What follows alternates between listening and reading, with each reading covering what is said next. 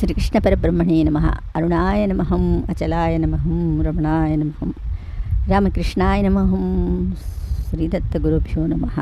కృష్ణాయ వాసుదేవాయ దేవకీ నందనాయ నందగోపకుమారాయ గోవిందాయ నమో నమః. నారాయణీయంలోని 44వ దశకం నామకరణ మహోత్సవం. మొత్తం శ్లోకాలు చెప్పుకుందాం. గూఢం వసుదేవగిరా కర్తుం తే నిష్క్రియస్య సంస్కారాన్ హృద్గతహోరాతత్వో గర్గముని స్వద్గృహం విభోగతవాన్. నందోదానందితాత్మా వృందిష్టం మానయన్నముం యమినాం మందస్మితార్థముచే త్వస్సంస్కారాన్ విధాతుముత్సుకధీ.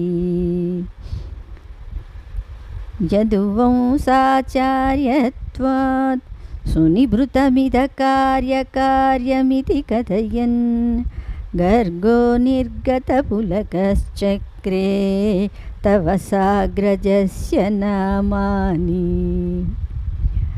కథమస్య నామ కుర్వే సహస్రనామ్నో హనంతనామ్నో వా ఇతి నూనం గర్గమునిశ్చక్రే తవ నామ నామరహసి విభో. కృషిధాతుణకారాభ్యాం సత్తానందాత్మతాం కిలాభిలపత్ జగదగకర్షిత్వం వా కథయ దృష్టికృష్ణనామ తే వ్యతనూత్.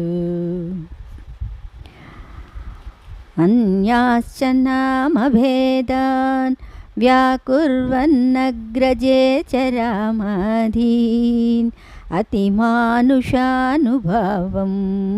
న్యగదత్వామప్రకాశయన్ పిత్రే.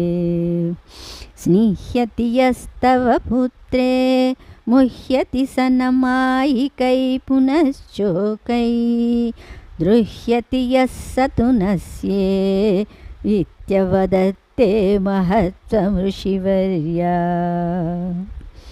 జేష్యతి బహుతరదైత్వాన్ నేష్యతి నిజబంధులోకమమలపదం శ్రోష్యతి సువిమలకీర్తి రస్యేతి భవద్విభూతిమృషిరుచే.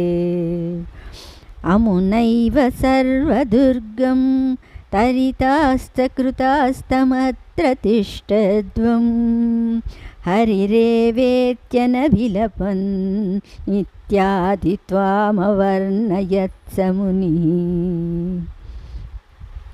గర్గేధానిర్గతేస్మిన్ నందితనందాదినంద్యమానస్త్వం మద్గతముద్గతకర్ణో నిర్గమయ శ్రీమరుత్పురాధీశ. శ్రీకృష్ణ పరబ్రహ్మణే నమః.